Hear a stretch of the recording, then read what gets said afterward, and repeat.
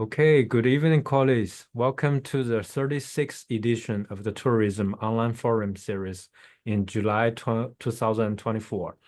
Tonight, we are delighted to have you joining us, and this event is hosted by the Center for Advanced Tourism Research, CATS, at Hokkaido University, and this is your host, Mo. And for this evening session, it's our honor to have Dr. Timo, how to pronounce another name, Thelen? Thelen, it's a normal. Okay, thank you. Timo Thelen Sensei to share his recent research about the placemaking in contents tourism and the impact on rural communities in Japan. I think it's a very timely topic.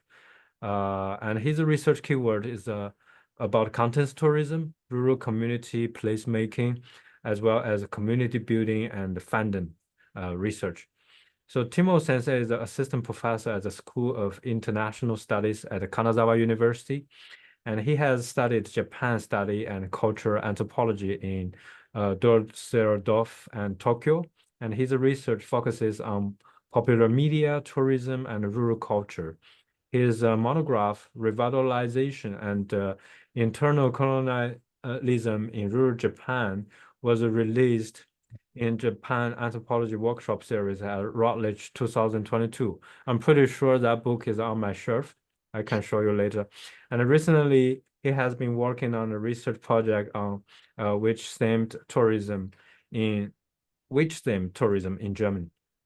And I will share two other kind of information about him later in the chart below. And please note that this online lecture will be recorded and uploaded to our YouTube channel of the Center for Advancement Tourism Research. So let's invite Timo Sensei to share his lecture. And please leave your comments and question below in the Q&A box. We also offer subtitle captions in English. If you really need it, you can click on the subtitle function to view it. Okay, so Timo Sensei, the floor is yours. Yeah, thank you very much for the kind introduction and of course for the invitation to present here today. So let me share my screen. Okay.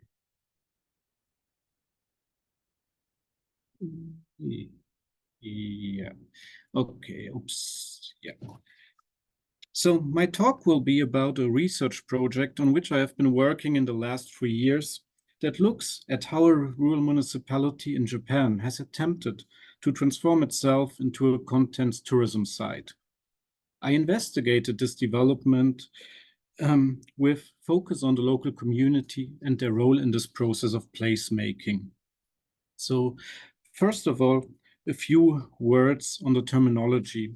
I think that most of you are familiar with the concept of contents tourism, which is a Japanese equivalent to what in the Western literature is commonly called film or media tourism.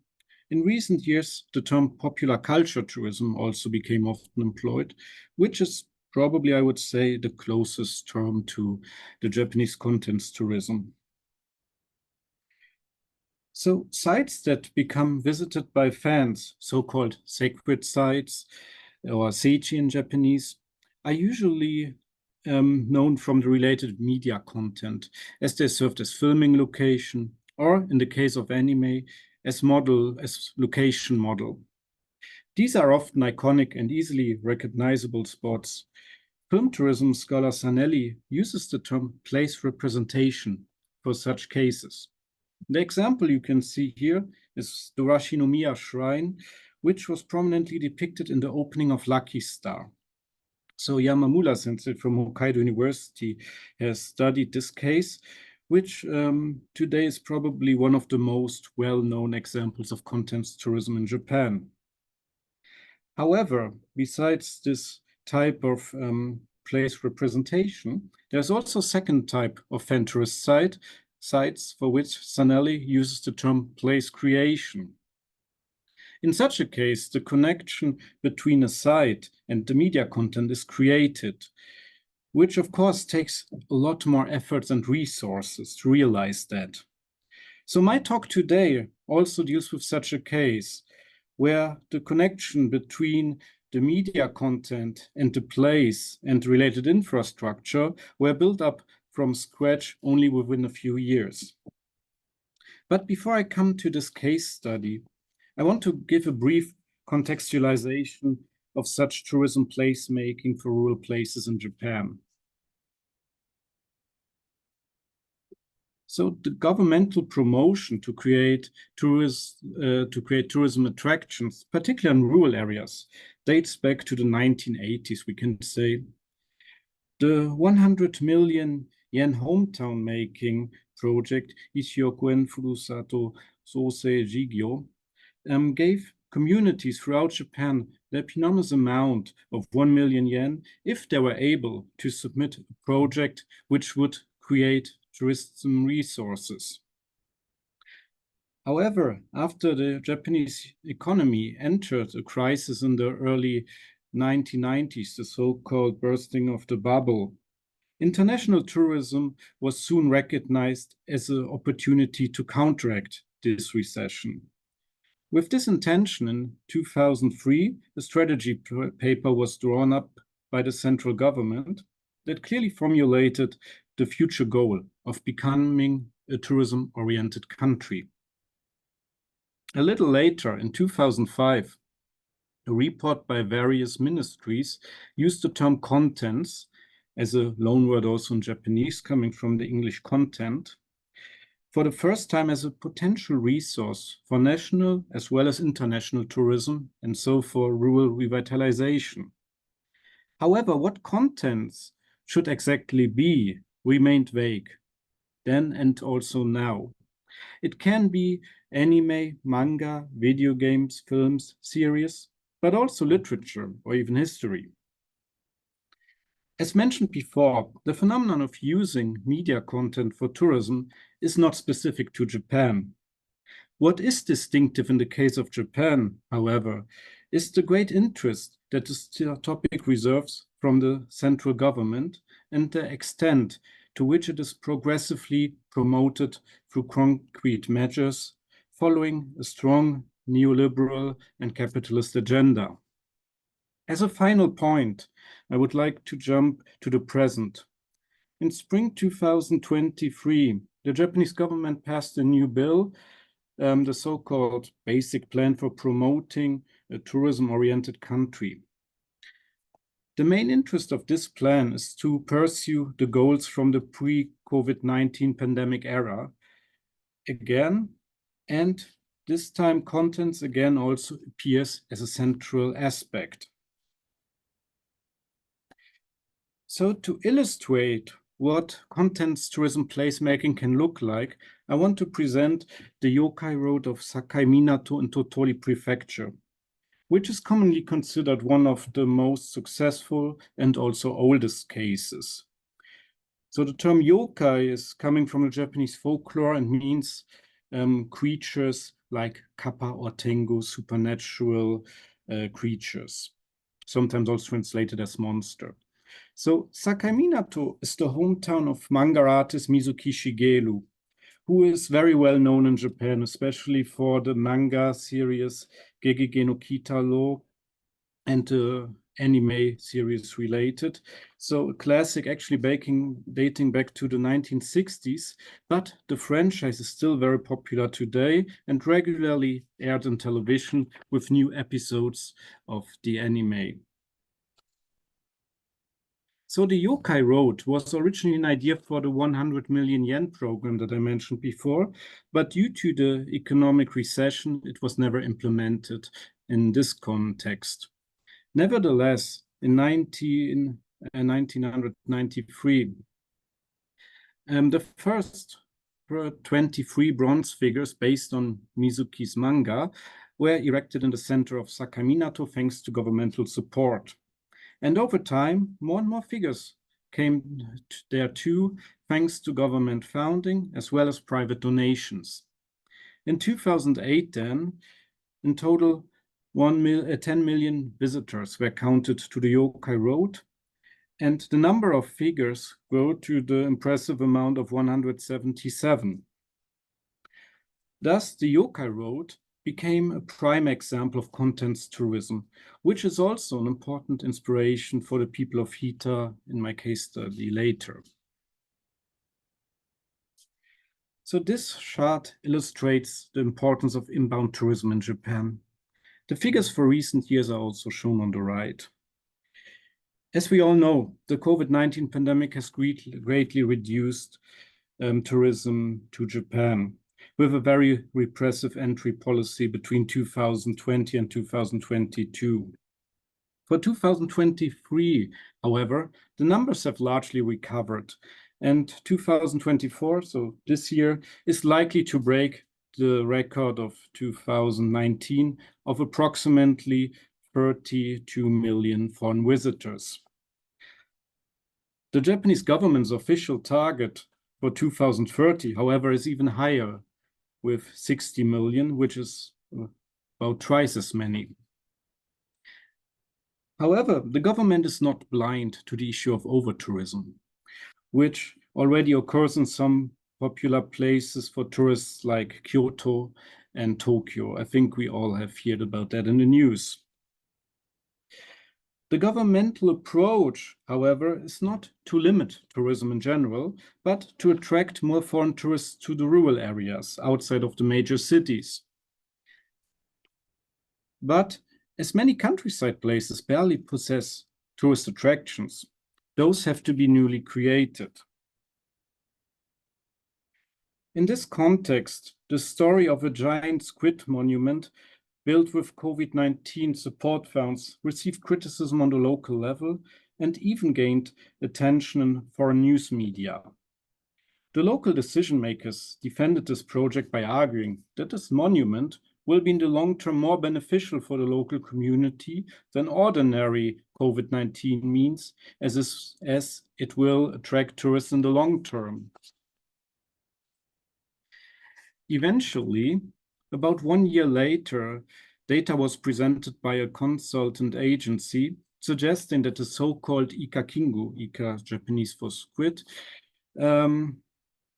would have paid off 22 times of its construction costs, namely being supposed worth 640 million yen or 4.6 million US dollar. This again made it to the global media, praising the project and its initiators for their cleverness. Without going into too much detail here, it should be obvious that these projections of the giant squid's economic success are far too good to be true, and that their calculations were quite creative, to put it in a rather polite way. Nonetheless, this whole story exemplifies the huge ambitions of some local authorities in rural areas in Japan to invest into tourism resources. Contents tourism, of course, plays also an important role here. So this slide shows a map of anime-related tourist spots in Japan. Back in 2011, this map was first published in English with 24 locations. These included the model locations for anime such as Spirited Away, in Japanese Sento Chiro no Kamikakushi, which won an Academy Award for Best Animated Movie in 2003 and is very well known, but also included, for example, the previously mentioned Washinomiya, famous for Lucky Star. So this map, we see here the first version, has been gradually expanded. These photos show the current version. In reference to the 88 temple pilgrimage on Shikoku, the map is called 88 anime locations. Although it actually includes much more than the 88 today. The Tokyo metropolitan area is, of course, having most entries and fills the entire back of this map. The photo on the right, we see that. But eventually, the anime places are located all over Japan, in every prefecture, many of them also in very rural areas. So entry number 144 is the Attack on Titan Museum in Hita, the site about which I want to talk in the following. So Hita is located in Kyushu in the prefecture of Oita, about 1.5 to 2 hour train ride to the metropolitan area of Fukuoka. It is currently home to around 62,000 people, and as most rural regions in Japan, the population is falling. The decline has been around 12% in the last 10 years, and the proportion of older people, so over the age of 65, is also increasing, currently around 37%. The city is famous for wood and furniture production, but also for onsen or hot springs. As part of the municipal amalgamation in 2005, so Heisei Daigappe in Japanese, Hita was administratively merged with Oyama, the home of manga artist Isayama Hajime, who created the Attack on Titan series. In the city's tourism plan for 2023, contents tourism that related to Attack on Titan appears also as a key objective. So I think that most of you have heard in one way or another about Attack on Titan, or Shingeki no Kyojin in Japanese. So therefore, just some very basic information here. It is the first and only work of the still relatively young manga artist Isayama Hajime. The story is set in a pseudo-Europe of the 18th or 19th century and deals, to put it very simple, with the battle of a military unit against the Titans, which are gigantic man-eating creatures. The series comprises 34 volumes and was completed 3 years ago in 2021. It is one of the most successful manga series of all time, with an estimated 140 million copies sold worldwide, including around 80 million just in Japan. An anime adaptation with a total 89 episodes, which was completed last year, so 2023, in November, contributed to the popularity of the franchise. So this research project is actually an interdisciplinary joint project with 3 other researchers. Kai Tomohiro is a human geographer from Oita University. Sang-Kyung Kim and Ilan Park are tourism researchers from Edith Cowan University in Australia. We completed 3 research visits to Hita in January 2022, June 2023, and November of the same year, so last year. Employing an ethnographic research approach, we conducted 20 qualitative interviews with the city office, local family businesses, local fans, tourists, and other relevant stakeholders. In addition, we conducted participant observation at the local tourist attractions. Our theoretical approach is Alan Yu's conception and model of placemaking, which I will briefly explain in the last part of my presentation when I come to the findings. In the following, however, I will first explain how contents tourism in relation to Attack on Titan has developed in Hita.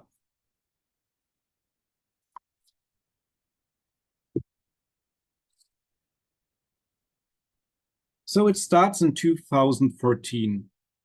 As the manga franchise gained its peak of popularity with the release of the first anime season, local fans organized an Hita cosplay event at the Oyama Dam, which is supposed to resemble the walls of the manga or anime.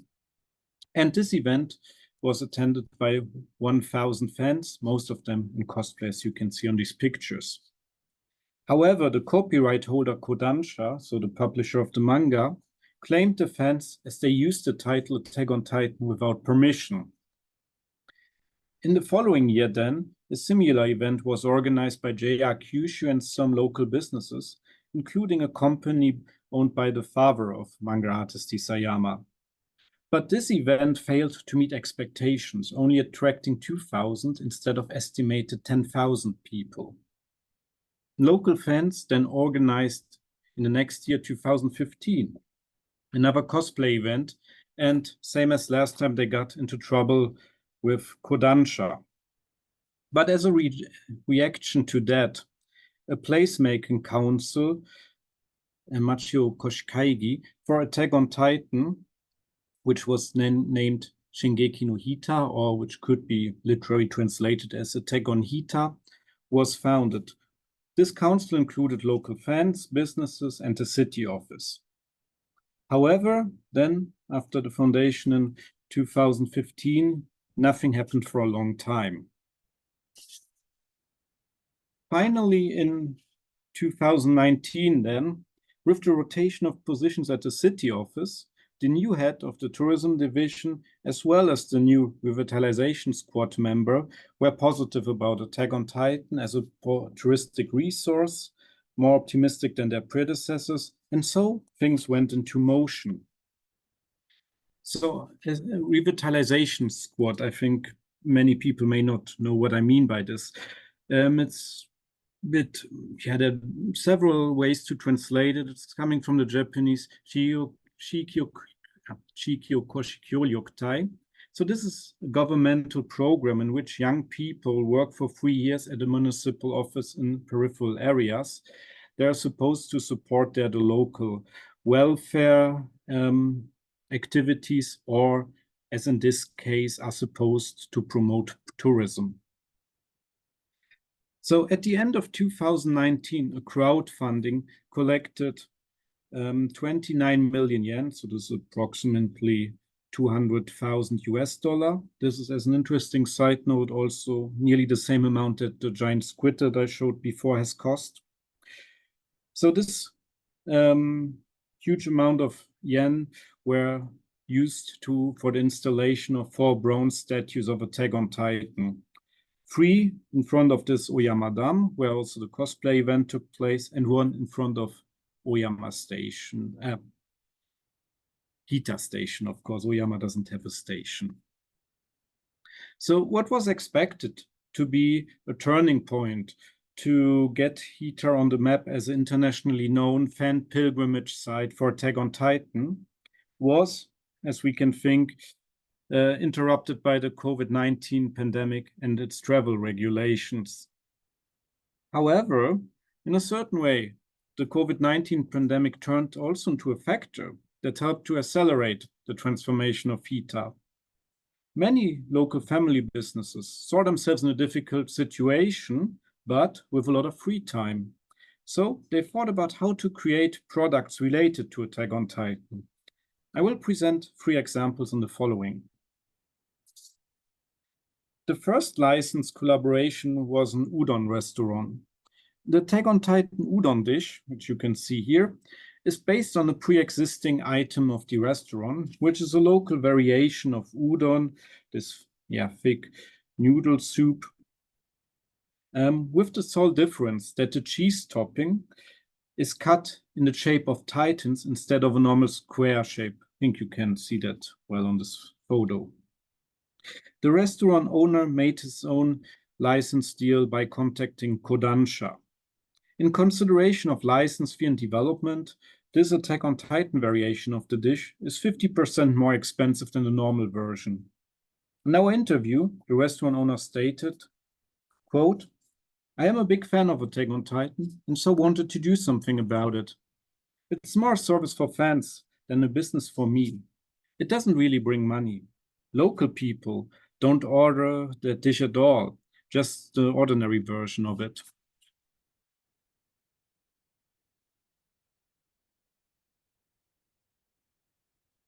A Geta craftsman first failed to make a similar deal with Kodansha.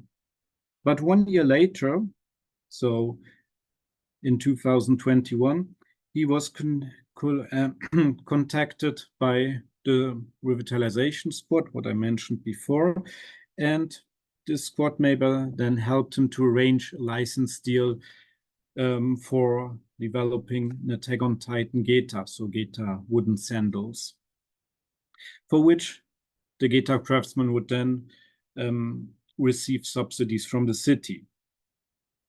So he created then a Geta with a lasered emblem of Attack on Titan, which you can see there on the lower part. And the bindings had the typical color of the Survey Corps, the military unit on which the story is focused.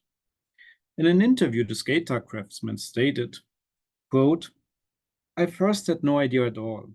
It was a challenge because gaiter sandals have no presence or connection at all to Attack on Titan. No character wears them, and they're not even depicted once.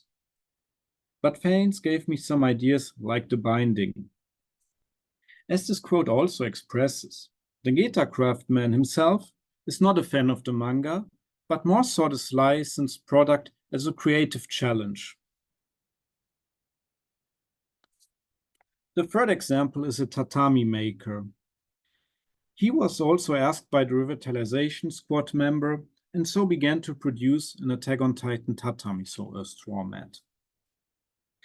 Being a passionate fan himself, however, same as the udon restaurant owner, the tatami maker was very thoughtful to create his licensed item with the exact size of main character Levi as described in the manga. So the character here seen as having the same size as mentioned in the manga.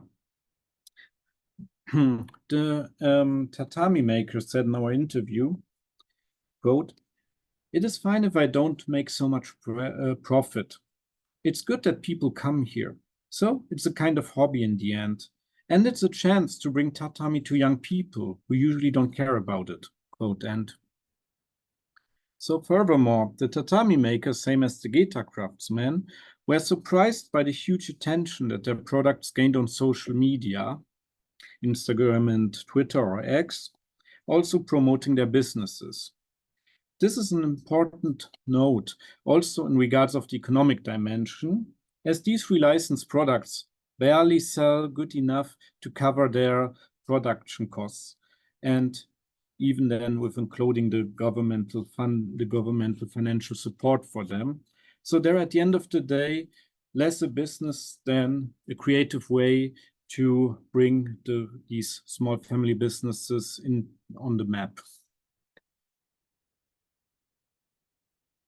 So until mid-2023, when we had our last research visit to Hita, there were more than 40 such collaborations that were made between local businesses and the copyright owner Kodansha. The city office in particular pushed these collaborations forward by actively asking local family enterprises to produce such licensed items. So they are ranging from shampoo to rice crackers, and many of them, honestly said, barely have more connection to Attack on Titan than a logo sticker. But it doesn't end with these items and potential souvenirs. There's also a hotel with Attack on Titan rooms, and many cafes and restaurants offer themed drinks and dishes. However, the large cafe on the photo on the right is run not by a local family business, but by a local branch of a PR agency, which also does the online and offline marketing for the Attack on Titan contents tourism in Hita and organizes events. So this company, which was first asked only to design an app with Attack on Titan augmented reality for tourists coming to Hita, has been over the years growing into a major stakeholder for the local contents tourism. In our interview, the head of the company was honest that he barely knows anything about the manga, but sometimes he would reach out to fans to get information. Furthermore, there's not just one, but even two Attack on Titan museums. The first belongs to the father of the manga artist, who has also become a local entrepreneur to manage his son's assets in Hita. The museum exposes, for example, some old drawings of the manga and pieces of furniture from Isayama's former room at his parents' house. The second museum is run in a collaboration by manga publisher Kodansha and the PR agency mentioned before.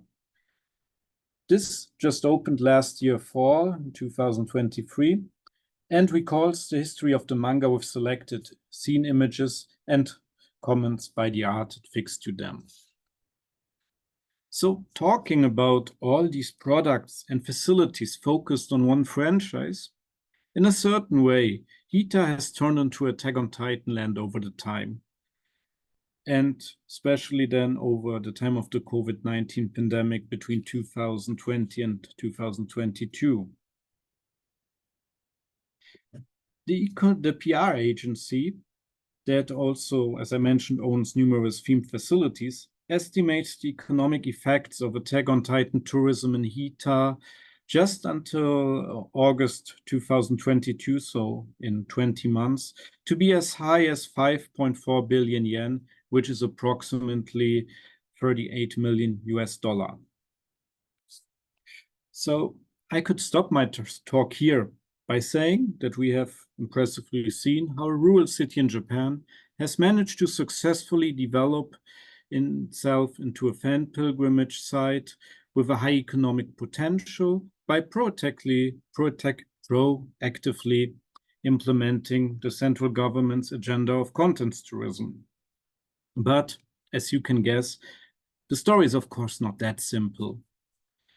In addition to the issue of sustainability, as the manga series, as I mentioned, ended 2 years ago, the anime last year, and no sequel is planned, so there are 2 other critical challenges. The first one is that Hita has already been a tourist site before Attack on Titan. The historic district Mameda, located in the city center, is still one of the most visited parts of the city, with its picturesque old houses, small craftsman shops, especially for wooden products and traditional furniture. There's just one collaborating business in this district, which is then located on the border to another district and just in a side street.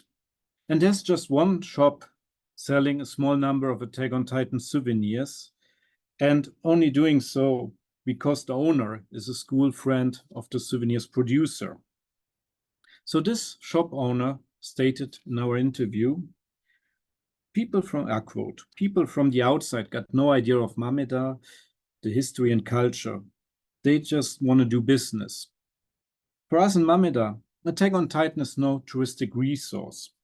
Maybe more than being against it, many people just got no idea of it.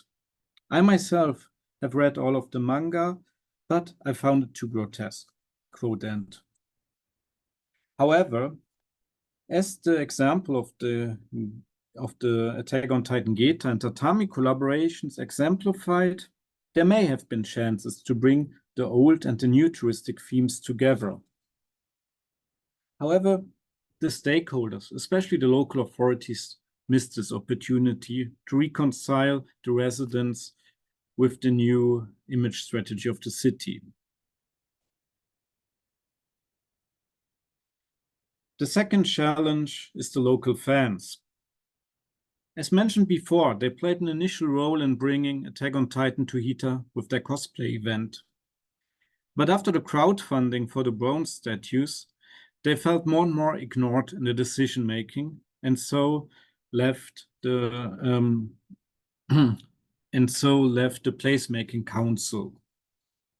A local fan, who was also former head of this council, the Attack on Hita placemaking council, said in the interview, "It was my idea to do here something similar like Sakai Minato's Yokai Road," so what I showed you earlier. But when the crowdfunding was over, they, the city office, didn't want to listen to me anymore. Now there's no plan, no vision anymore. They just want to make it somehow a tourist site with tons of souvenirs. So finally, I would like to explain the findings within the theoretical framework of placemaking. Liu, as I mentioned, formulated a concept and model for placemaking in the field of tourism studies and urban planning. In Hita, there was initially a bottom-up placemaking arranged by fans, but this could not grow beyond fan meetings, especially because of copyright issues. With the founding of the Attack on Hita Council, fans, the city, and small companies came together. They were able to conclude license agreements with the manga publisher and initiated the crowdfunding for the bronze statues. However, This mixed placemaking soon developed into a top-down variant, supported exclusively by the city, the prefecture, a PR agency, who are all aiming to maximize the economic potential of contents tourism in Hita, which then also corresponds to the idea of the Japanese central governments. Likewise, the target has shifted from initially other fans to mass tourists. You already recognized that bottom-up placemaking, which is usually seen as positive and sustainable, easily evolves over time into top-down placemaking when the tourism industry and government have discovered the economic potentials.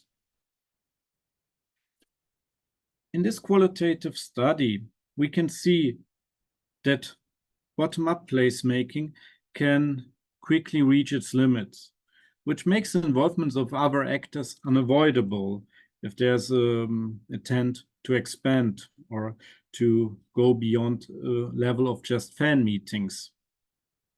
It also revealed the importance of mediating different interests, such as with the residents of the historic district or with local friends. So this could have been done, for example, through administrative actors.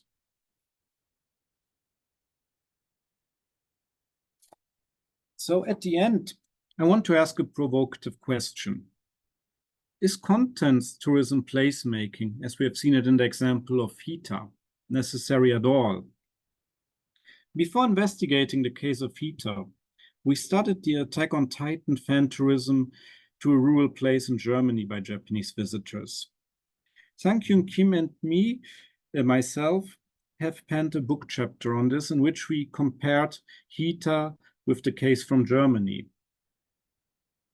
The city there in Germany was just rumored to be a location model for the manga, but this was officially denied. Still, many fans believed, or wanted to believe, in a connection, and so traveled to this rural city in southern Germany, which, however, offers no related infrastructure and souvenirs at all, as it is not official. The visiting fans still found their ways to embrace the experience as a kind of contents tourism or fan pilgrimage, for example, by signing into a public guest book which was installed by the authorities, or by making drawings. And also, of course, by rather typical fanish activities, such as reenacting scenes and cosplaying there. Such a development, however, as we have seen in this example, is not plannable. But on the other hand, it also didn't need any investments by the authorities. So this brings me to my conclusion and to the final question, whether the contents placemaking in Hita could be seen as a story of success. The city has experienced a rapid development into a contents tourism site for Attack on Titan since 2019, as I have shown you. Without having any other connection to the manga series than being the hometown of the artist behind, a themed infrastructure with various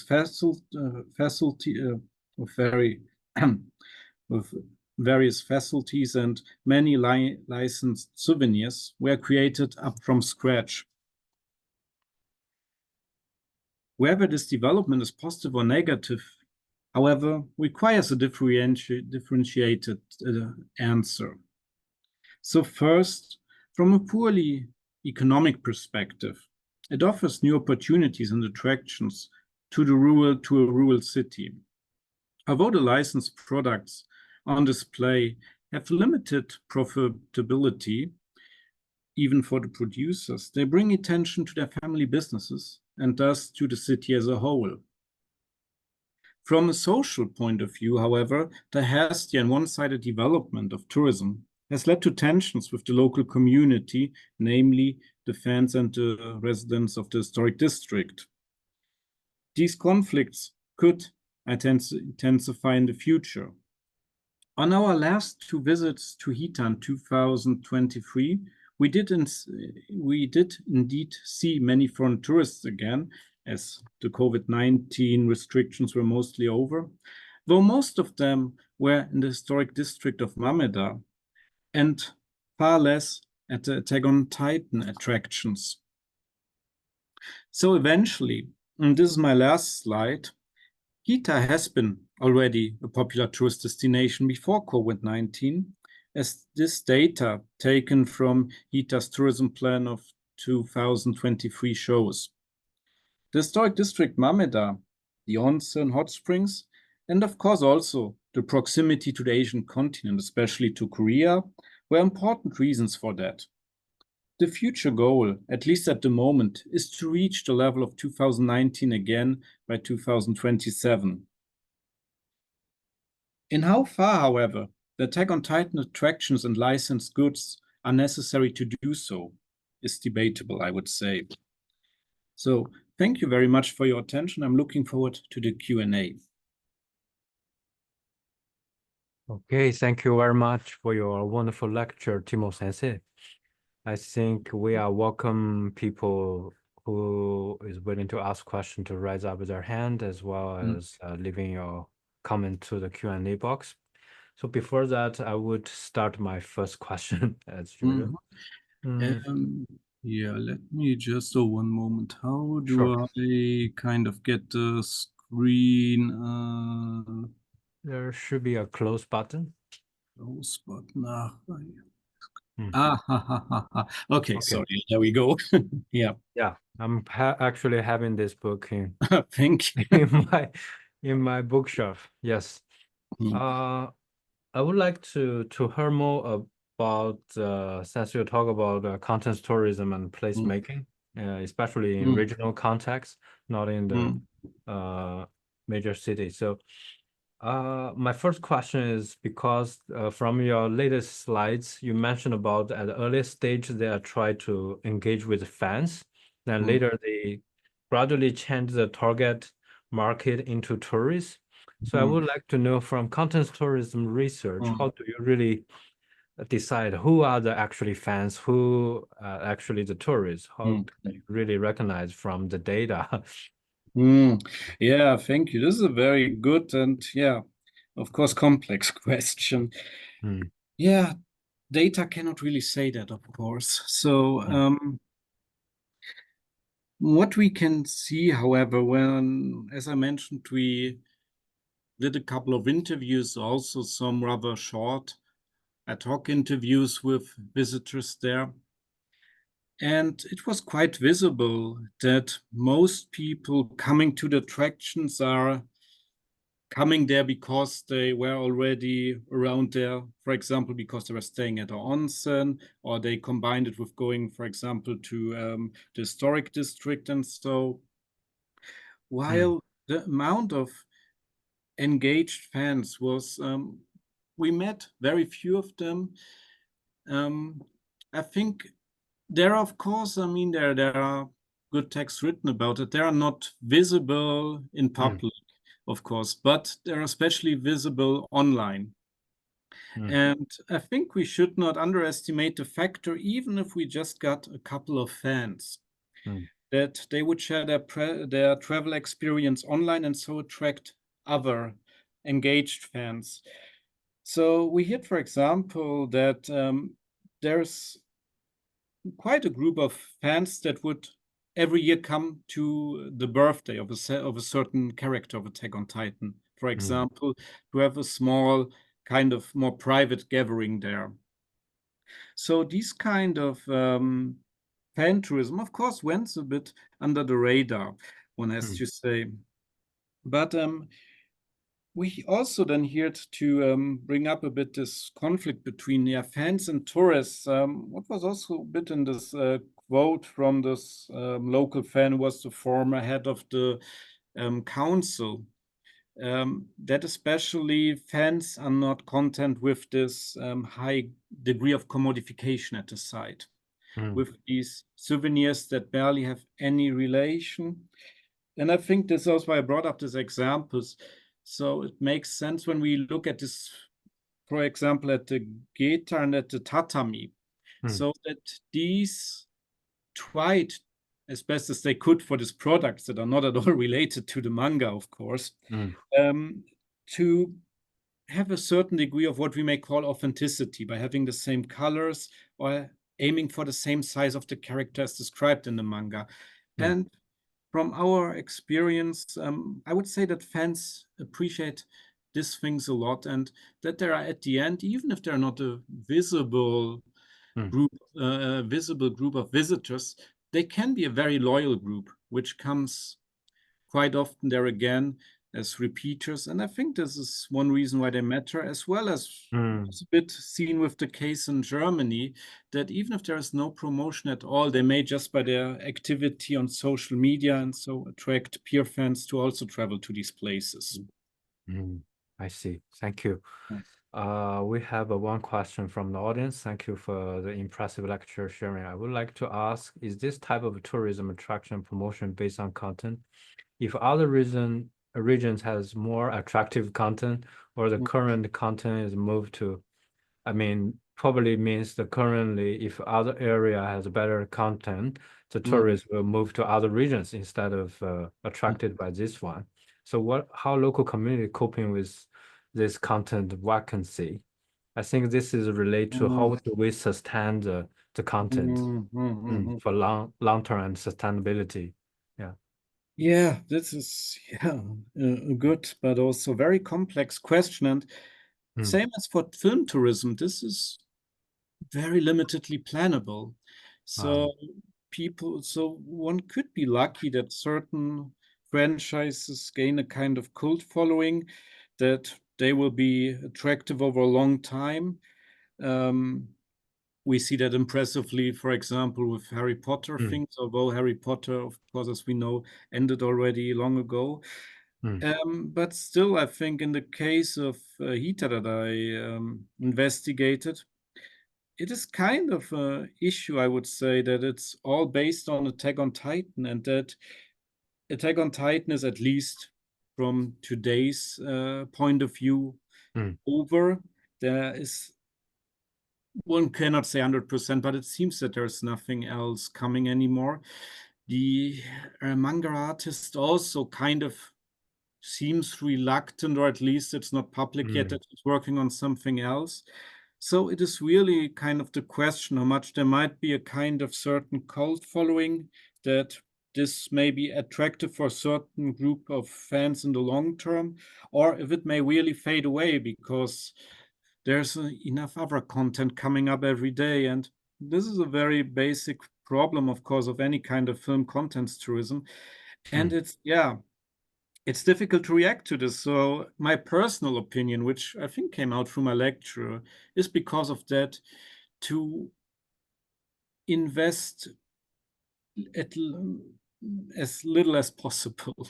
So to don't necessarily push forward huge projects like we have seen there, but try to focus on a few things that are considered authentic and related to the content by fans, and that this might be enough if there's a cult following to a certain point. But at the end of the day, it's impossible to make projections, forecasts about how the future will evolve and if things will go into oblivion or not. Right, thank you. So according to your lecture, you also did some observation for the local business, and the change of the owner also try to understand the contents, and it's become their kind of additional resources. So I have another question. Is there a co-creation pattern between the contents, tourists, local, and those business in your experiences? Sorry, could you say once again? Is there any co-creation potential? The tourists, fans, and also business owners and community can do something together. Yes, of course, to a certain point this is happening. Yeah, I think the gator example that I brought is a good case of that. So that the gator craftsman, he wanted to do something on it, but was honest that he has barely an idea that he's not a fan of it. So he reached out to other fans. There's actually a strong network among many of these fans, so that most of the interviewees are also like these people I mentioned, that they know each other. Of course, we are still in a rather small city in the countryside. So many of them in a rather similar age and have informal meetings, and so also they just may meet each other at the same izakaya or so. And of course, this is then a good chance to connect and to bring ideas to one another. So this is the one side. But of course, on the other side, when we look at these more very organized tourist infrastructure, like let's say the cafe that is owned by the PR agency that I mentioned, of course, such things, then yeah, there's little kind of connection to local fans or local producers where they can come together.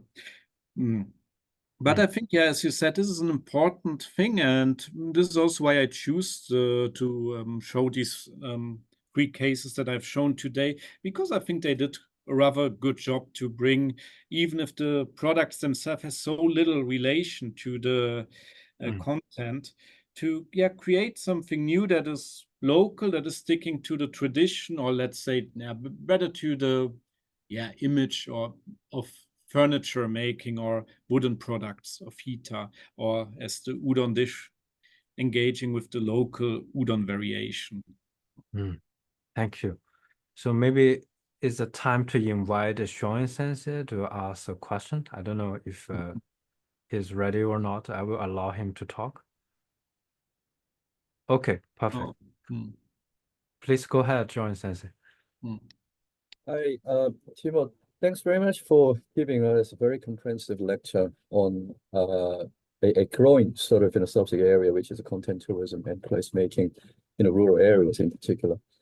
Well, I mean, I'm actually part of the project, so I don't necessarily have any particular questions to ask, but if any of the audiences wants to know anything on our particular project, which Timo presented, but in addition to film tourism or media tourism in a broader context, I guess both Timo and myself are more than happy to answer any questions from the audience, I guess. Okay, thank you very much. Is any audience have any question related to content tourism? This is a very rare opportunity. Can find 2 amazing scholars here. And yeah, please go ahead if you have any question related to content tourism, film, anime, even game, right?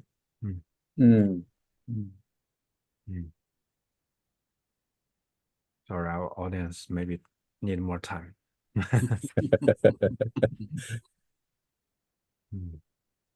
I mean, one thing I was quite interested while visiting the Hita as a the field work with the Timo and other colleagues last time.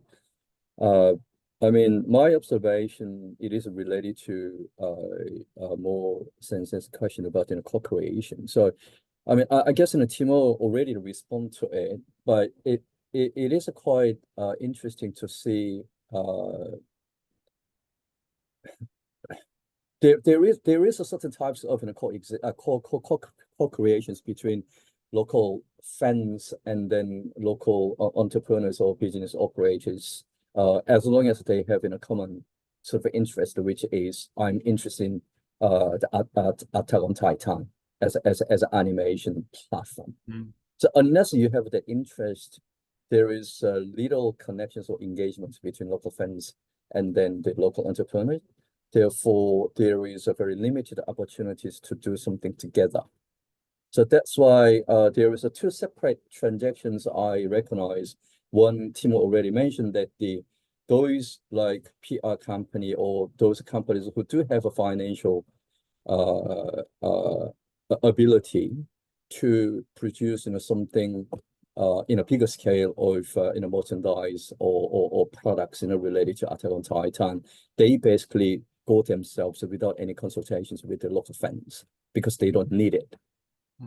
However, those in the local businesses who are micro, small business operators, they do have a very limited sort of asset to invest to develop certain, new products and attached to, Attack on Titan. For them, it is more about, consultations or sort of informal conversations with the local fans who actually come to their premises and are using that as information to develop new products like udon noodles, using that, Attack on Titan figures, for example.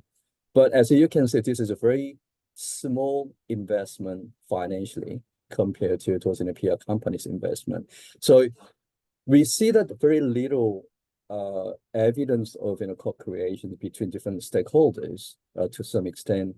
However, it is still very limited in the context of content tourism, at least in Hita, as a case study. Okay, that's very insightful feedback. Thank you very much. If no more other question, I will ask one more questions, if you don't mind. And it's, every tourism product has a time life cycle. It's like any business product with human being created.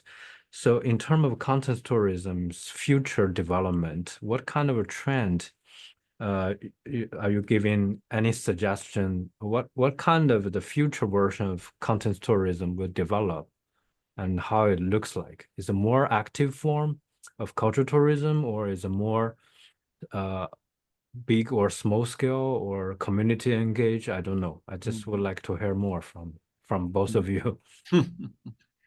Okay, then this is a good but difficult question. So then let me give first my kind of thoughts about that. So I think on the one hand, we will have maybe a grown in kind of small cases, like this example from Germany that I gave, which mostly took place before COVID-19.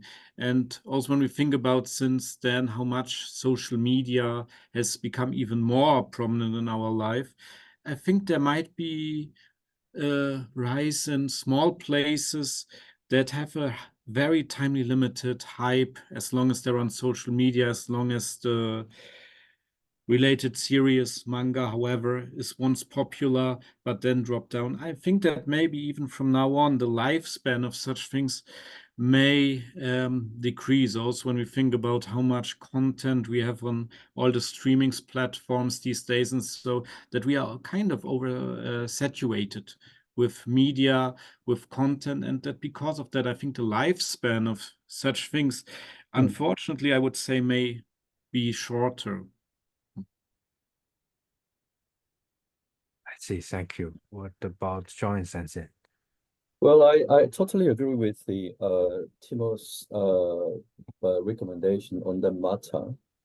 But then from media tourism or film tourism, even content tourism, popular culture tourism perspective, I guess our typical product life cycle doesn't actually apply to this particular context of tourism type.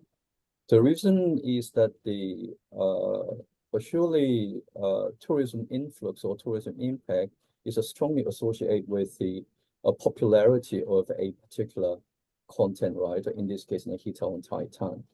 So once the popularity is gone, surely the flow or influx of tourists significantly diminish. But it doesn't necessarily mean that that's the complete death of this type of tourism, because the individual consumption and explanation or interpretation of a particular type of a media program that stay in our memories for a long time. So some people might nostalgically visit certain locations, for example, Hong Kong, simply because of their strong association to Hong Kong movies in 1980s and 1990s, because there was a big part of their sort of everyday enjoyment or entertainment for those people in my age, for example, Koreans or Japanese or even Taiwanese in their 40s and 50s, for example. And these guys, regardless of the current popularity of those films, they still actually visiting Hong Kong or somewhere else's because their nostalgic values are attached to it. Even there is no products available, there is no touching points whatsoever, but still in their memory, in their heart, that connection, that landscape is associated with their memories. Associated with their time spent watching the media programs, right? So I guess it is a very, very difficult question from the business or operations perspective, because if there is no tourist, that means no business. But it doesn't necessarily mean that there is a complete death of this type of tourism, even if as time goes by. So I guess it is really good question, but that's how I observe and comment on that matter.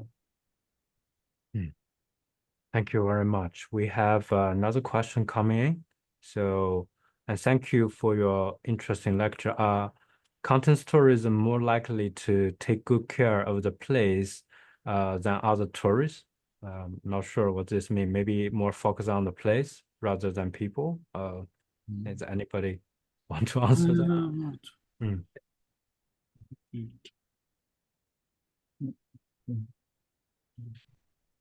Yeah, Sean, if you got an idea, I still kind of thinking about it one moment. I mean, I guess if the person who questioned give a little bit elaboration, we might be able to answer the question, but I'm not quite sure what the main content tourists are more likely to care of the place than other tourists. Well, with a very limited understanding of these questions, I would say that for those type of tourists, they do have a very strong emotional attachment to any particular point, place, or location or landscape as part of the media representations of that media program. Therefore, I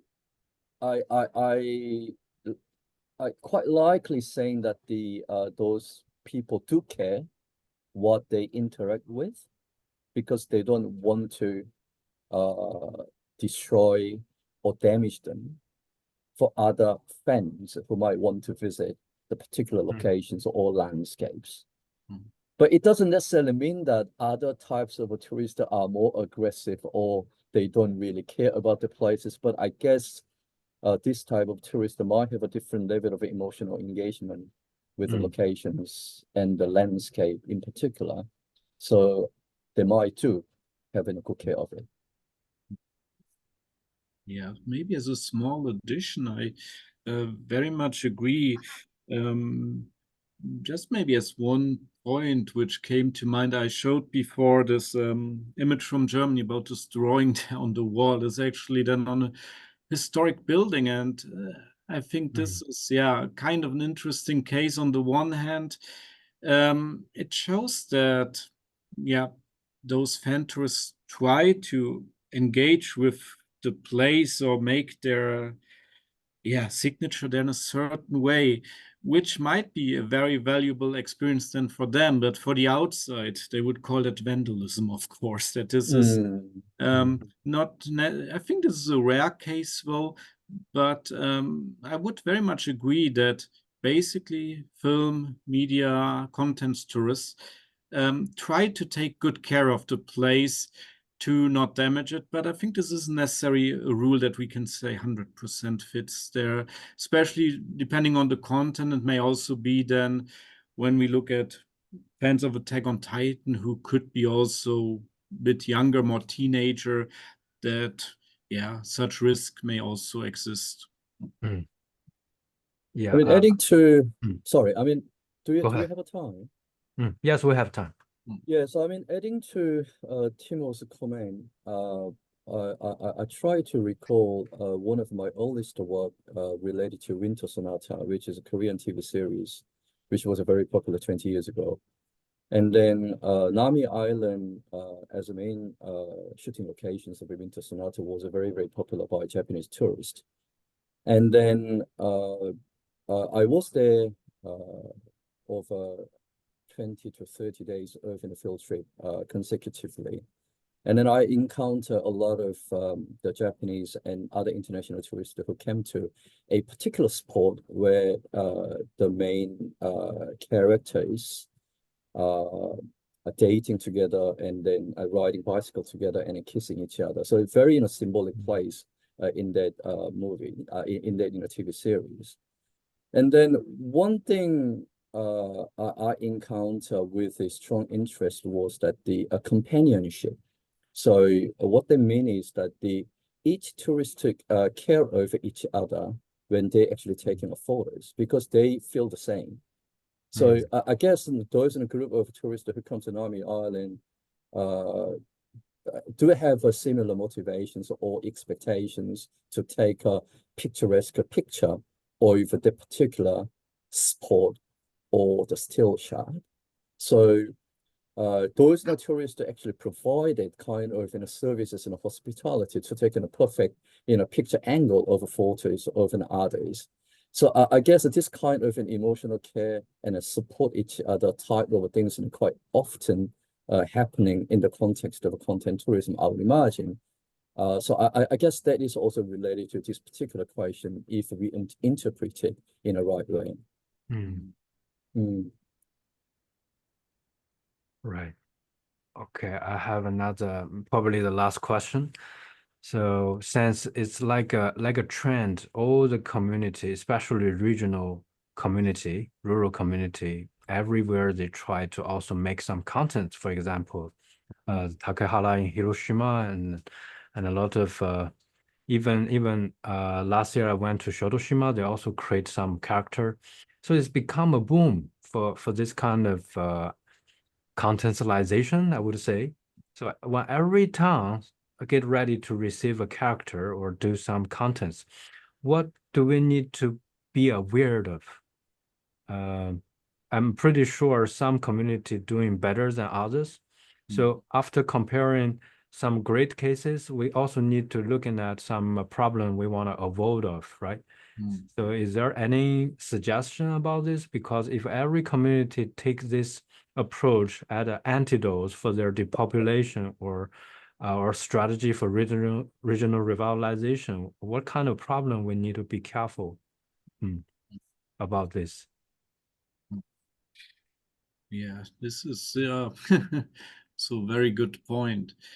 Yeah, I think it's of course one thing is that there is still a certain uniqueness. This is still possible, of course. That I mean, in Japan there is this history which is also coming from Oita Prefecture, Ison Ipin, one village, one product. Right. Which was about that every village should focus just on one agricultural product, make that their specialty, and so they will be successful.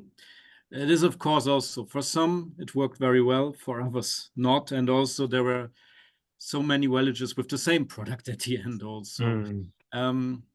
So this is a very difficult question. I think it also depends, of course, on the group of customers that we want to attract.